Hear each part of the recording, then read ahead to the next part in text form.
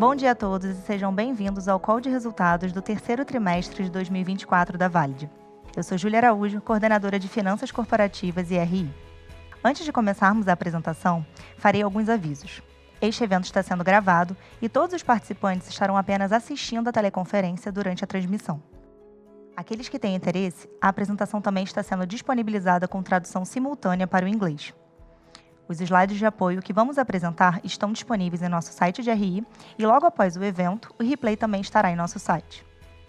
Assim que acabar a apresentação, daremos início à sessão de perguntas e respostas. As perguntas elas podem ser enviadas desde já e a qualquer momento durante a transmissão. E para enviar, basta acessar o chat aqui da plataforma.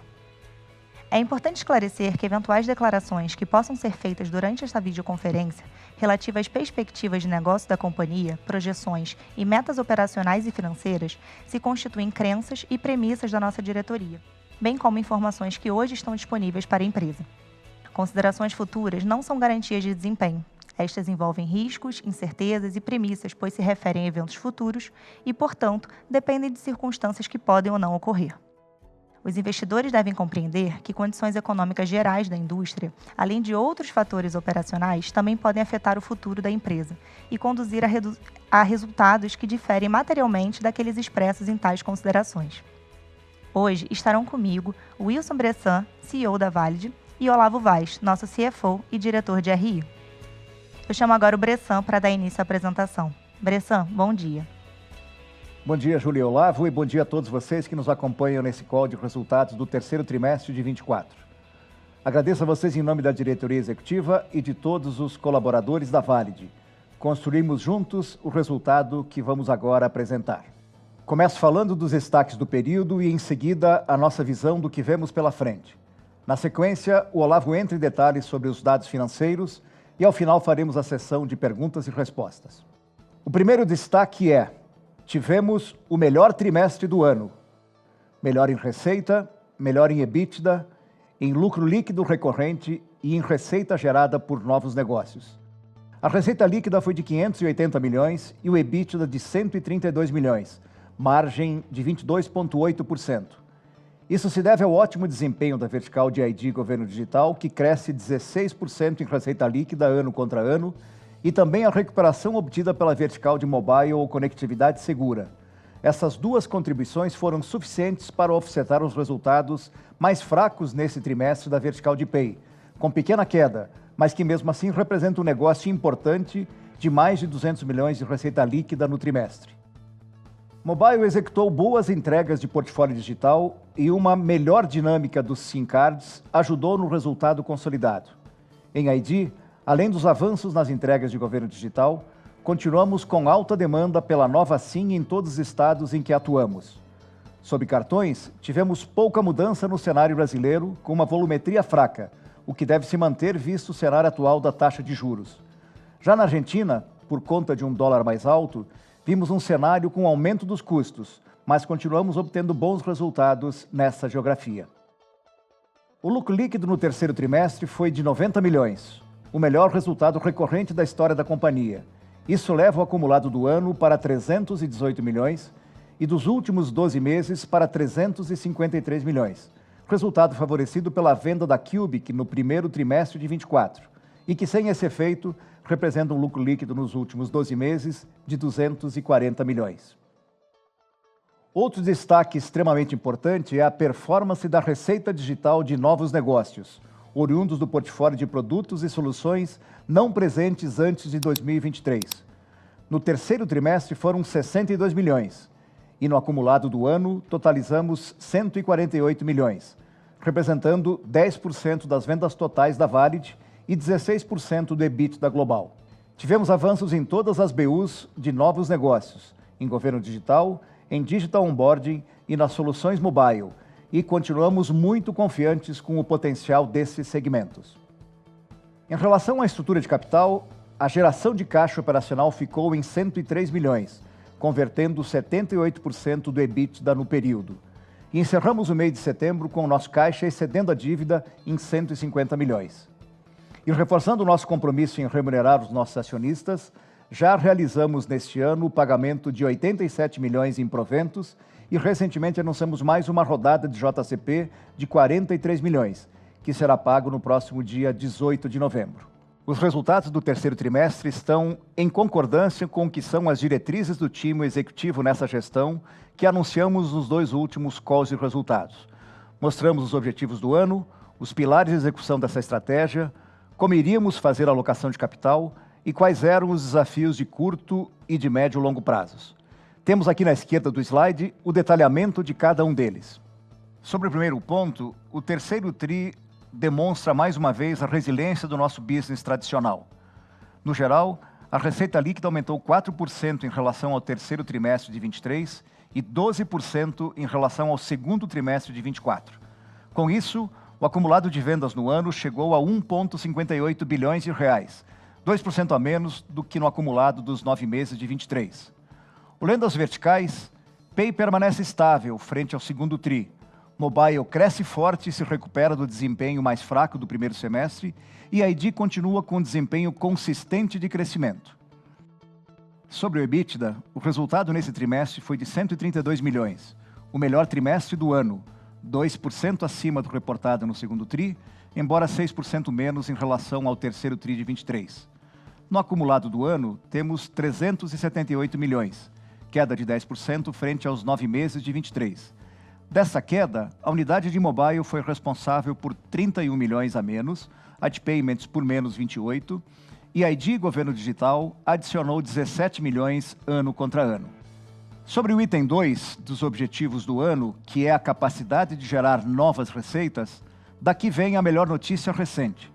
A evolução trimestre a trimestre da receita líquida gerada por novos negócios é consistente e já representa 10% da receita líquida total da Valid no ano, somando mais de 150 milhões.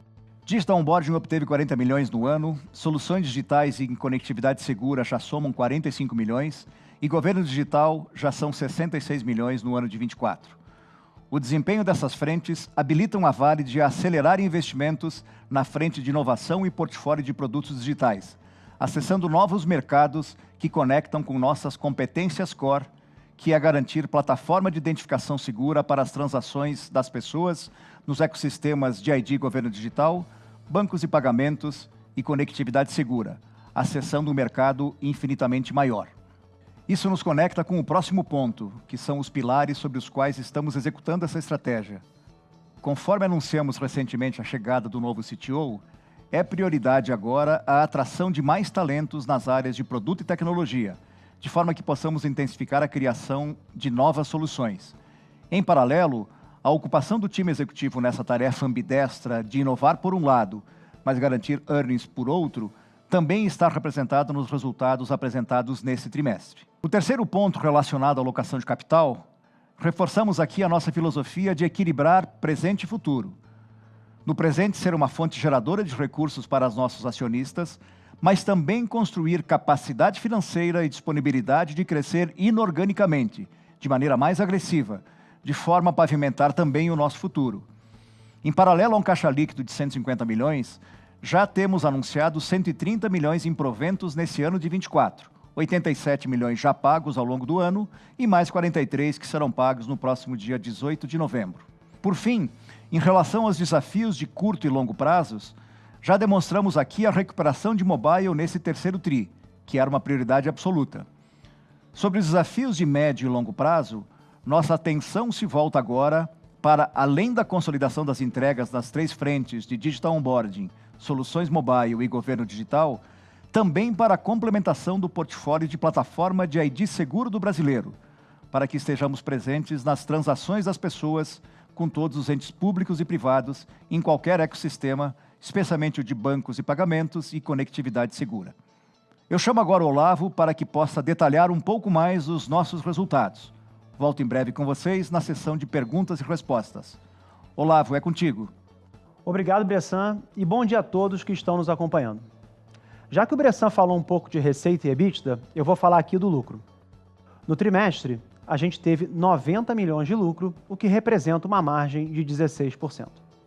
Passando pela bridge entre o EBITDA e o lucro, a gente sai de um EBITDA de 132 milhões, tivemos em cima disso 23 milhões de depreciação e amortização. Esse valor está em linha com o apresentado em trimestres anteriores, tanto que no próximo slide vocês vão ver que no ano a gente tem 70 milhões acumulado em depreciação e amortização, que nada mais é do que esse trimestre multiplicado por 3. O resultado financeiro no período foi positivo em 4 milhões. Isso mostra uma importante redução das despesas frente às receitas financeiras quando comparado aos últimos trimestres. No segundo TRI, esse valor havia sido negativo em 16 milhões e menos 24 milhões há um ano atrás. O volume lançado de impostos no trimestre ficou em 20 milhões, o que representa uma alíquota efetiva de 18%. E, finalmente, tivemos gastos diversos que somam 3 milhões de reais. A gente chega, assim, a 90 milhões de reais, o maior lucro trimestral recorrente da história da Valid, o que representa um ganho por ação de R$ 1,14. Quando a gente passa para a visão acumulada do ano, a Valid sai de um EBITDA de 378 milhões para um lucro de 318. Como eu mencionei há pouco, a depreciação no ano está em 70 milhões. Em termos de resultado financeiro, temos 42 milhões negativos, com boa parte desse resultado tendo sido explicado no primeiro trimestre, em função de perdas cambiais na Argentina e na Nigéria. Os gastos com impostos ficaram em 52 milhões no ano, o que representa uma alíquota efetiva de 14%. E a conta de outros somou 9 milhões de reais. A gente chega, assim, num lucro líquido recorrente de 206 milhões nos primeiros 9 meses do ano. Esse valor é praticamente o lucro que a gente teve no ano de 2023, que havia sido de 213 milhões. Como eu mencionei nos últimos trimestres, a gente teve um efeito positivo não recorrente de 112 milhões de reais no primeiro TRI, o que representa o efeito líquido contábil da venda das participações na Cubic, menos a baixa da participação na VCMC, o efeito positivo de 137 e o efeito negativo de 25 milhões. Com todas essas movimentações contempladas, a gente chega num lucro de 318 milhões no ano, ou quase R$ 4,00 por ação. Eu vou passar rapidamente pelo evolutivo de alguns dos nossos principais indicadores financeiros. Quando a gente considera uma janela de 12 meses, a Valid apresenta um EBITDA de 525 milhões e um lucro líquido de 353. Em termos de ROIC, apesar de uma pequena redução frente ao trimestre anterior, a gente continua com o indicador acima do patamar de 20%. Já para o ROI, a gente tem mais um trimestre de evolução, chegando aos 20,5%.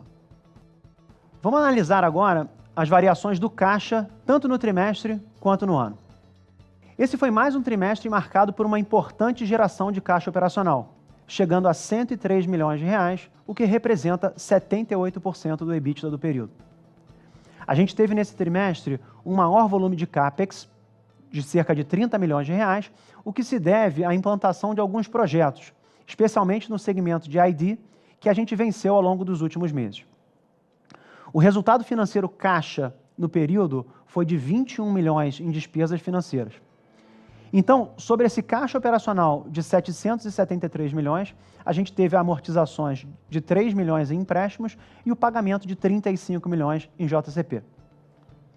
No terceiro TRI, a gente não teve nenhuma venda de ativo e os efeitos cambiais contribuíram positivamente em 8 milhões de reais, fazendo com que o caixa e as aplicações fechassem em 743. Eu vou passar agora para a visão acumulada do ano. A gente teve 263 milhões de geração de caixa operacional, o que representa 70% do EBITDA, mesmo com o resultado tendo sido negativo no primeiro TRI. Para o CAPEX e as despesas financeiras acumuladas no ano, a gente está, respectivamente, com 61 milhões de reais e 49 milhões. Além dos projetos de identificação que eu mencionei no slide anterior, a gente também teve nesse ano o pagamento de earnouts em função da transação da FlexDoc ocorrida em 2023. E de todo o volume que a Valid investiu no ano, sem o pagamento de earnout, 85% se refere a CAPEX de expansão, o que mostra a baixa necessidade da empresa de gastar com CAPEX de manutenção. Então, sobre o caixa operacional de 772 milhões, a gente teve uma importante redução do endividamento. Aqui, eu destaco o pré-pagamento que foi feito nas operações que a Vale de Espanha detinha, que eles estavam bem acima de custos do que a gente tem no nosso balanço. A gente teve até agora 87 milhões de pagamentos de provento, sendo 62 milhões de JCP, referente ao ano de 2024, e 25 milhões referente aos dividendos extraordinários de 23, que a gente aprovou em AGE. No primeiro trimestre, a gente teve a venda de alguns ativos, a Cubic, a Serbet e o nosso imóvel em São Bernardo do Campo, o que junto adicionou 178 milhões ao nosso caixa. No ano, a gente também tem efeitos cambiais positivos de 29 milhões. Com tudo isso junto, a gente chega ao final de setembro com caixa mais disponibilidades em 743 milhões. Vamos olhar agora para as principais contas que compõem o nosso capital de giro: estoque, contas a pagar e contas a receber. Tanto para estoque quanto para contas a pagar, a gente teve ganho em relação ao segundo trimestre desse ano. Na comparação anual, a gente tem avanço de 11 dias ou 49 milhões de reais em estoques e uma redução de 9 dias no contas a pagar ou 23 milhões de reais. Na conta de clientes, houve uma piora em termos de dias na comparação trimestral, o que se reflete em 54 milhões de reais, enquanto na comparação anual, esse patamar está estável. Esse aumento do contas a receber ele já era esperado e deve-se à recuperação das vendas no segmento de mobile, que possuem prazo médio de pagamento mais longo do que a média da empresa. A gente continua focado em melhorar os indicadores de capital de giro e deve ter melhorias até o final do ano. Passo agora para a liquidez. O trabalho que a gente tem feito nessa frente ao longo dos últimos trimestres é o de liability management focado em alongar durations e reduzir custos. Nesse trimestre, a gente alongou duas operações. Uma delas com a ABC, em que a gente conseguiu manter a taxa original de CDI mais 1, e com a Caixa Econômica, onde a gente conseguiu reduzir o spread das nossas operações em 25 basis points. A gente mantém uma sólida posição de caixa, com as nossas disponibilidades superando as obrigações em cerca de 150 milhões de reais. E hoje, apenas 19% da dívida da Valid vence no intervalo de 12 meses. Antes de eu chegar aqui no detalhamento por vertical, eu vou apresentar o desempenho da nossa ação nos últimos meses. A gente teve uma forte evolução do papel no último trimestre, com um crescimento de quase 49%. Essa mesma valorização se deu nos últimos 12 meses, com a Valid superando os principais indicadores do mercado. Além do bom desempenho do papel, eu queria destacar aqui os proventos que já foram pagos no ano de 2024, que somam 87 milhões, além da nova rodada de JCP anunciada recentemente, de 42 milhões, que será paga no próximo dia 18. No nosso programa de recompras que está aberto, a gente já realizou a compra de 566 mil ações, ou 28% do total do plano. E por último, eu queria falar um pouquinho de liquidez. O nosso papel apresentou nesse trimestre uma importante evolução de 36% frente ao volume negociado quando a gente compara um ano atrás, chegando a quase 9 milhões e meio sendo tradeado por dia. Esse é o maior patamar da empresa dos últimos 16 trimestres. Vamos agora começar a detalhar as verticais de negócio. Começando por ID e Governo Digital. Nesse trimestre, a gente alcançou a marca de 8 milhões e 300 mil documentos emitidos. Esse é o recorde histórico da Valid. E esse aumento se deve a 3 fatores. Primeiro, a maior demanda pela SIM em todos os estados em que a gente atua. Segundo, a gente teve o início do nosso contrato de ID na Bahia, que se deu no final de agosto, conforme a gente mencionou no último trimestre, e é um estado que tem uma relevância grande em termos de volume de documentos. Por último, a gente teve uma maior quantidade de dias úteis nesse trimestre. Além dos avanços nas frentes tradicionais, a gente tem acompanhado o avanço da participação de governo digital e das soluções de onboarding, que hoje já representam 17% da receita da vertical de ID e quase 19% do EBITDA da vertical. No nosso último call, eu também falei sobre a unidade de selo água. O faturamento dessa unidade atingiu 32 milhões de reais nos primeiros 9 meses de 24, um aumento de 46% no ano contra ano. O selo água passou a ser obrigatório em Minas desde o início de setembro nas embalagens retornáveis acima de 4 litros. E essa é uma ótima notícia para a Valid, pois boa parte das envasadoras do estado já eram clientes da companhia. Sendo assim, a gente tem a receita de ID fechando o trimestre em 225 milhões, um aumento de 16% frente ao terceiro TRI de 23, e no ano a gente chega a 621 milhões, o que também é um aumento de 16% na comparação com os 9 meses. Em termos de EBITDA, a gente fecha o trimestre com 72 milhões de reais, praticamente em linha com o mesmo trimestre do ano anterior. No ano, o volume alcançado é de 202 milhões, 9% de aumento. Falando um pouco de margem, a gente tem no terceiro trimestre de 24, quanto no acumulado de 9 meses, um patamar um pouco abaixo do que a gente viu nas comparativos com os mesmos períodos anteriores. A gente fecha o trimestre com 31,9% de margem e no ano com 32,5%. Essa pequena redução se dá pelo mix de produtos e serviços comercializados e assim como pelo ramp-up de algumas novas praças, na qual os custos acabam entrando um pouquinho antes das receitas. Vamos passar agora para a vertical de payments.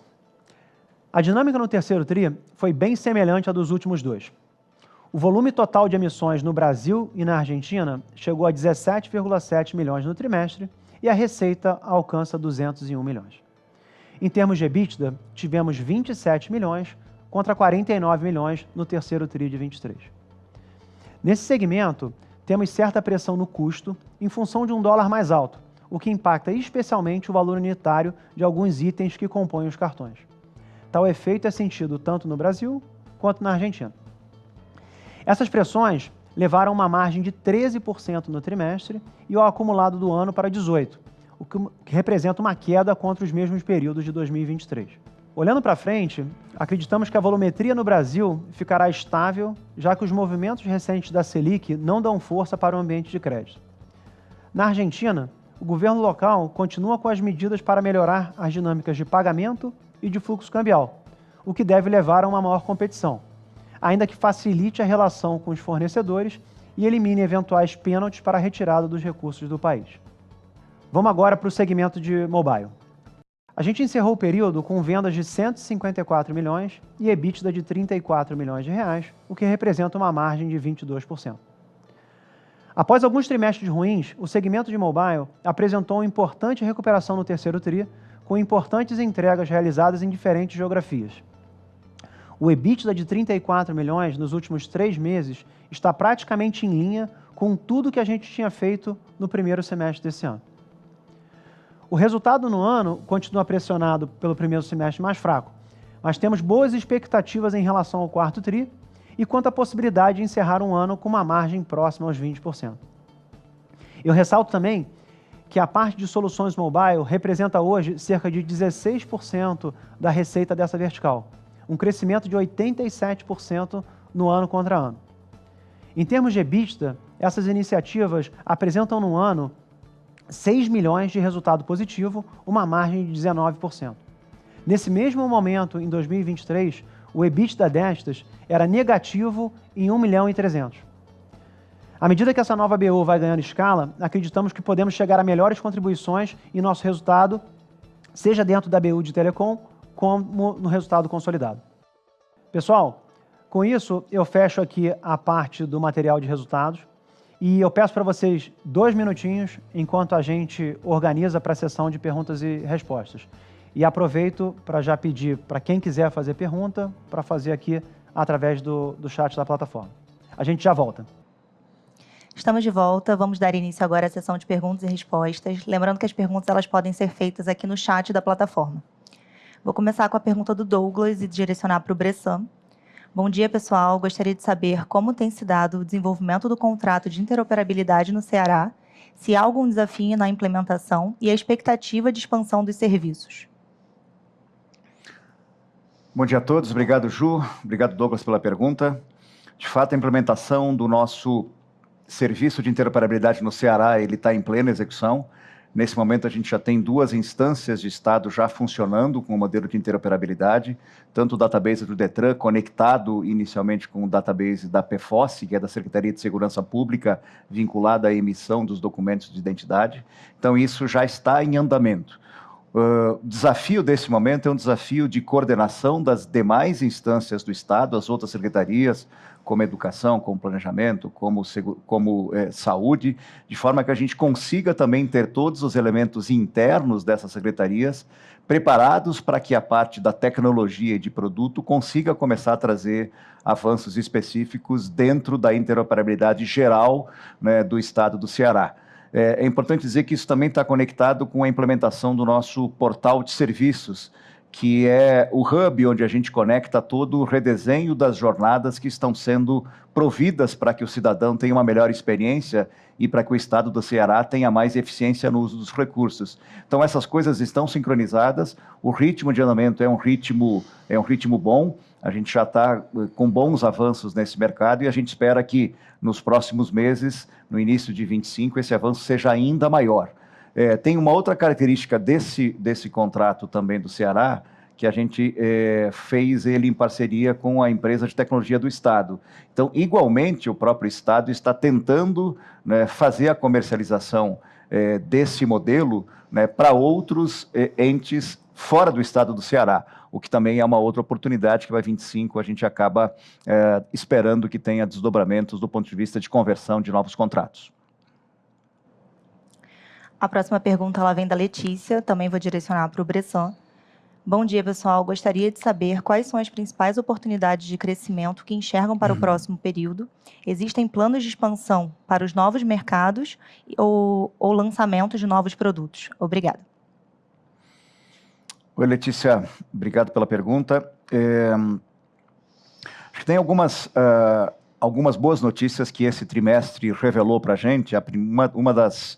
Fora os resultados do ponto de vista de receita, ou de EBITDA, ou de lucro líquido, um ponto que eu destaquei foi como os novos negócios eles passam a ser relevantes dentro da nossa composição de receita, né? Então, acho que uma das principais expectativas que a gente tem para o próximo ano é a gente continuar, por um lado, extraindo um bom resultado, né, daquilo que é o nosso business tradicional. Ele tem se mostrado muito resiliente, vocês vejam os resultados nas 3 verticais, eventualmente a gente tem uma oscilação numa ou noutra, mas então acho que uma grande frente para o próximo ano é a gente conseguir continuar demonstrando capacidade de extrair o maior valor possível desse business tradicional, muito resiliente. E a outra frente, que são os novos negócios, é a gente conseguir gerar valor através da ampliação do portfólio, né, com as 3 frentes. Então, eu vejo aqui, para os novos negócios, 3 dinâmicas um pouco distintas, né? Você tem, por um lado, o Digital Onboarding, que a gente tem hoje um grande cliente do setor público. Nosso foco está aqui em converter outros clientes do setor privado, o que vai exigir que a gente tenha adaptações do nosso produto. Então, a gente complementa a solução de portfólio que a gente tem no Digital Onboarding, né, para dentro do que já fazemos na Caixa Federal, por exemplo, adaptando ela para conquistar novos clientes do privado. Então, tem um esforço aqui, tanto de mercado quanto de produto.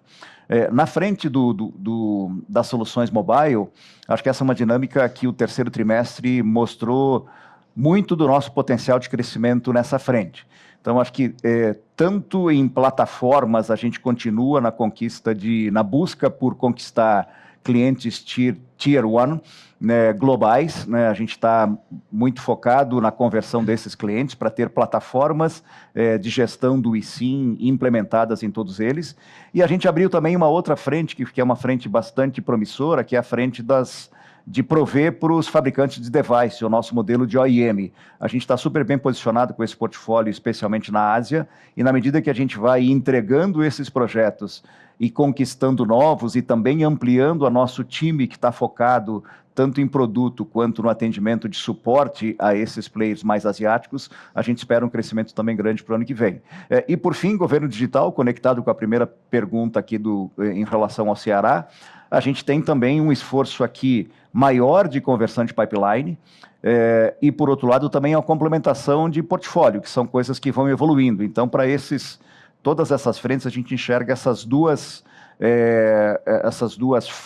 focos muito importantes de conversão de pipeline, por um lado, e de gestão de produto, mas a gente enxerga que, na medida que avançamos nesse 24, né, com um bom volume de receita, que já representaram ao longo do ano quase 10%, a gente espera que isso represente ainda mais no próximo ano. A próxima pergunta ela vem do Fábio. Bom dia, parabéns a todos pelos resultados robustos. Nesse momento de caixa líquido da Valid, a companhia está analisando algum M&A? Como será a relação risco-retorno caso a companhia venha a fazer algum? Fábio, bom dia, obrigado pela pergunta. A estratégia de M&A da empresa, ela existe desde 2022, né? Naquele momento a gente montou um time aqui dedicado para olhar oportunidades e desde então a gente tem olhado bastante coisa. A gente fez a aquisição minoritária da Vsoft, depois a gente fez a aquisição integral da FlexDoc e a gente continua nessa jornada. A gente acredita que o nosso crescimento futuro ele vai se dar tanto internamente quanto através de parcerias, de movimentos inorgânicos. Eu acho que o que muda um pouco ao longo dos últimos trimestres é que, com uma posição muito confortável de caixa, com um baixo endividamento, isso possibilita que a gente olhe tickets maiores, né? Então, há 2 anos atrás, a gente estava muito focado em organizar o nosso balanço, então a gente não conseguia olhar oportunidades maiores. Agora a gente consegue, né? E aqui, quando você menciona a questão de risco e retorno, acho que a gente é bem pragmático no que a gente olha. A gente quer ver cases já testados, tá? Que gerem resultados, sejam comprovadamente gerem resultados, em que possa a Valid encaixar dentro do nosso portfólio e a gente gerar um crescimento maior para ele. Pega até o gancho aqui com o que o Bressan falou na parte de onboarding que a gente vem fazendo através da Flex. Hoje a gente é muito concentrado num cliente e a gente tem testado, né, avançado na possibilidade de colocar esses produtos e serviços em outros clientes, o que aumentaria aqui bastante o potencial de receita. Tá? Então, continuamos focados no M&A, faz parte do nosso dia a dia. A próxima pergunta ela vem do Fábio, vou direcionar para o Bressan. Qual será a estratégia com relação às operações na Argentina? Obrigado, Fábio. Na Argentina, a gente tem falado bastante sobre a nossa posição de liderança local. Então, acho que 25 continua apresentando para a gente as oportunidades que ser um player que tem uma liderança local, a gente tira vantagem dessa posição. Então, acho que o relacionamento estabelecido ao longo dos anos que a gente tem para dentro do mercado argentino é uma vantagem competitiva importante. A gente pretende continuar explorando isso como primeiro foco. Outros desafios, né, em relação à API na Argentina, eles se tratam da gente conseguir extrair mais valor daquela planta para os outros países da região. Então, um foco de expansão regionalmente para os outros países em volta da Argentina, a gente também continuar uma retomada de conquista de clientes de maneira fora da Argentina, que possa ajudar a gente a ter mais volumetria, ser mais eficiente, ter mais competitividade e, dessa forma, administrar eventuais oscilações que a gente tenha dentro do mercado específico com o risco país que a gente muito tem falado ao longo dos últimos anos. Mas de uma maneira até surpresa, de uma surpresa positiva ao longo desse terceiro trimestre, a gente vê que a Argentina continua entregando excelentes resultados. Então, temos um ativo que é importante e a gente vai continuar olhando, né, para a expansão e também para o tema de eficiência. Só para adicionar um ponto aqui no que o Bressan falou, acho que a gente, ao longo dos últimos trimestres, anos, né, a gente tem uma preocupação em relação ao cenário macro da Argentina, o que acho que a surpresa muito positiva que a gente tem visto lá é a melhora aqui, né? Se a gente lembrar, 2 anos atrás, você não conseguia pagar invoice da Argentina direito, depois isso passou a ser com uma janela de 180 dias, depois em 4 pagamentos, 30, 60, 90, 120, depois 30 e 60, hoje está em 30. Isso faz com que, óbvio que você cria um cenário competitivo maior lá, mas facilita a dinâmica, né? A gente tinha que fazer bypass muitas vezes para a Argentina passando pelo Brasil. A gente já consegue fazer direto. Então, a dinâmica do mercado argentino tem ficado favorável também no transbordo de recursos, o que é uma notícia muito boa para a gente. A próxima pergunta ela vem do Henrique, eu vou direcionar para o Bressan. Bom dia. Poderiam comentar sobre a intenção do governo em acelerar a implantação da Carteira de Identidade Nacional e também, se puderem falar, o que isso representaria para a Valid em números versus o que temos hoje? Obrigado, Henrique. Bom dia. O governo claramente tem manifestado a intenção de poder acelerar e disponibilizar mais recursos para os estados fazerem a emissão da Carteira de Identidade Nacional pelo Decreto Novo 10977. O que acontece aqui é que a gente ainda não está a pleno na emissão da SIM em todos os estados. Nós temos a emissão direta em 9 desses estados, a gente está fazendo o rollout da implementação em todos eles, e a gente já vê, vocês viram pelos números apresentados nesse terceiro trimestre comparado ao ano passado, a gente já vê um crescimento bastante consistente na volumetria, e essa é uma curva que continua em aceleração, a gente enxerga pelo menos para os próximos 2 ou 3 anos. Nós temos uma previsão legal de que até 2032 toda a população brasileira precisa refazer o seu documento, né? Esse ano de 24 é um ano onde todos os estados estão conseguindo fazer as integrações com o Ministério da Justiça ou com a Receita Federal, de modo que a gente consiga emitir todos os documentos, né, de toda a população, né, de uma maneira mais acelerada. Então, acho que os próximos anos representam mais crescimento nisso. Acho que tem um outro lado, né, desse momento do Brasil ter um novo documento de identidade, é que conforme a gente tem visto também o governo se manifestar, o governo pretende disponibilizar uma infraestrutura pública de dados, o que deve trazer oportunidades numa outra frente que a gente também tem bastante capacidade de atuar, capacidade de propor soluções, especialmente conectando o mundo do público com o mundo do privado, naquilo que a gente tem dito nos últimos tempos, de nos posicionarmos como uma plataforma de gestão de identidade, de prova de identidade, para que todos nós possamos ter mais segurança nas nossas transações, né, com todo o ecossistema público ou privado. Então, acho que isso também vai trazer, no futuro, uma oportunidade que a gente nem está precificando agora, mas estamos preparados do ponto de vista de produto e de tecnologia para poder aproveitar eventuais oportunidades que surjam desta frente, que tem como base a expansão da SIM. A próxima pergunta ela vem do Nishio, vou direcionar para o Bressan. Como a empresa está se preparando para a queda de receita vinda de menores renovações a partir de 2025 por conta da pandemia e a extensão de prazo de validade de 5 para 10 anos? Boa, Nishio, obrigado pela pergunta. Outubro de 24, eu diria que na minha cabeça esse é um medo inexistente, tá? Se nós voltássemos 3 anos atrás e fosse outubro de 21, ou 2 anos atrás, em outubro de 22, sem dúvida, eu não teria tanta confiança em relação ao futuro, como a gente offsetaria a diminuição de volumes de CNH, né, frente ao portfólio de receitas, ao portfólio de produtos que existiam naquele momento.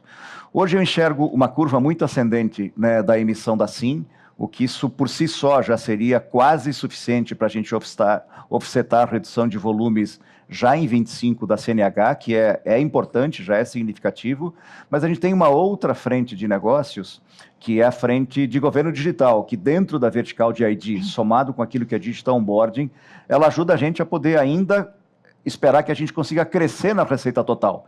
Então, aquilo que antes era um medo absoluto, hoje ele tem uma confiança também absoluta de que esses volumes de SIM ou as receitas novas do portfólio digital ajudam a gente a poder offsetar essa diferença. De fato, era a maior preocupação, hoje a confiança no futuro de que a gente consegue fazer isso, fazer essa passagem de maneira tranquila, ela já está estabelecida em nossa cabeça. A próxima pergunta ela vem do Davi. Poderia comentar um pouco sobre a entrada do Rudy, o novo CTO? Quais capacidades ele agrega para o time, principais projetos que ele está liderando e o que muda na estrutura organizacional? Bom dia, Davi. Obrigado. A chegada do Rudy tem a ver com uma necessidade que a gente detectou de poder alocar recursos que são especialistas em poder fazer o desenvolvimento de uma plataforma de tecnologia que sirva a todas as nossas unidades de negócio terem portfólio adequado para atender as demandas dos 3 ecossistemas de ID, de governo digital, de bancos e pagamentos e também de conectividade segura. O que acontecia e ainda acontece hoje é que a gente tem uma dinâmica muito isolada de cada um dessas 3 unidades de negócio, e quando a gente olha nos fundamentos da tecnologia, seja modelo de arquitetura, seja linguagem, seja o modelo de componentes, a gente muitas vezes tem que replicar um esforço para poder atender a outra BU, ao outro portfólio, ao outro produto. Então, a chegada do RUT tem a ver com essa preocupação básica de a gente poder estabelecer uma plataforma comum tecnológica que permita a gente ter escala, né, a partir do portfólio de produtos novos que a gente atende. Então, acho que a dinâmica futura, ela fica em, sim, cada BU tem a sua dinâmica, ela precisa aproveitar o full potential dessa dinâmica, mas, ao mesmo tempo, a criação desses elementos, desses componentes que são CROs, ajudam a gente a ter um portfólio que aproveita os capabilities de cada uma das BUs, mas que, se elas não estiverem estruturadas de uma maneira escalável, a gente não vai conseguir chegar de uma maneira de crescer muito as vendas sem igualmente crescer os custos associados. Então, a gente quer exponencializar a nossa capacidade de criar essas novas receitas do futuro, e isso passa por essa revisão e por essa estruturação da tecnologia. É a principal tarefa do RUD. Junto com ele também a gente está em modelo de hiring, né? Temos novos talentos chegando, temos pessoas do time de produtos que já é uma estrutura muito melhor do que aquela que nós tínhamos no passado. Então, essa é uma coisa que, ao longo de 25, será, inclusive, intensificada. Mais uma pergunta do Douglas. Pessoal, podem comentar sobre qual é a visão de vocês sobre o panorama do orçamento público previsto para ser investido em pautas de digitalização? Os planos plurianuais, por exemplo, animam? Boa, Douglas. Eu não sei se eu consigo te responder isso com tanta certeza. Oportunamente, a gente pode detalhar isso mais em alguma one-on-one, tá? Mas eu acho que a primeira constatação é que, sim, o governo cada vez mais ele percebe que, ao digitalizar os seus processos e os seus serviços, ele tem uma eficiência maior no uso do recurso. Boa parte desse recurso hoje é drenado por conta de fraudes. Então, ter uma plataforma que evite fraudes no consumo, né, do serviço público ou do benefício que o próprio Estado entrega é algo que tem um ganho fenomenal. Por outro lado, eu acho que também tem uma preocupação nossa como Valid de conseguir fazer uma conversão mais rápida de vendas para conseguir aproveitar essas oportunidades. O que acontece quando a gente tem que negociar com o setor público é que a gente tem uma trava legal, um processo legal que é muito moroso. Então, o ciclo de fechamento de negócios ele é muito lento. O que a gente está buscando agora é encontrar mecanismos, por isso que a gente começa a mudar um pouco os nossos canais de venda. Claro que a gente vamos continuar participando de editais em licitações para poder defender os contratos que a gente já tem, mas à medida que a gente vai querendo converter novos projetos como o Ceará, ou como o Piauí, ou como o Detran do Rio Grande do Sul, ou os outros, a gente tem a necessidade de chegar em mais lugares em menos tempo. Então, aqui a gente abre 2 canais novos. Acho que um é parceria com as Big Techs, na linha de implementar no portfólio coisas como cloud, que conseguem vender e estar presente nos marketplaces das Big Techs, ajuda a gente a atingir um mercado que a gente não atinge diretamente com o nosso time comercial. E, por outro lado, a gente também intensifica essa parceria que a gente estabeleceu nos últimos anos com as empresas de tecnologia de cada um dos estados. Um exemplo é a ETIC do Ceará, o outro exemplo é a ITIP no Piauí, o outro exemplo é a Prodesp em São Paulo, o outro exemplo é a Celepar, naquele case de automação de chamada escolar que a gente teve, e várias outras PRODs, a Prodenge ou a Proderge, enfim, cada estado tem a sua PROD, os grandes municípios têm as suas empresas de tecnologia, e muitas vezes e na maioria das vezes, pelas características dessas empresas poderem, por exemplo, vender um produto pela Lei 13.303 a outros municípios sem um processo ser tão moroso do ponto de vista de contratação, ajuda a gente a poder chegar mais rápido nessa frente. Então, acho que sim, tem um grande orçamento, sim, tem a percepção de que o Estado pode ser mais eficiente, e do nosso lado a gente tem que ter esse jeito de atacar o mercado de uma maneira que explora novos canais para a gente conseguir converter isso em mais receita. E isso dá para a gente uma oportunidade de crescer no futuro. Mais uma pergunta do Fábio. Como está o avanço do eSIM? Muito legal, Fábio. Aqui a gente tem terceiro trimestre mostrando um excelente resultado nessa frente. Acho que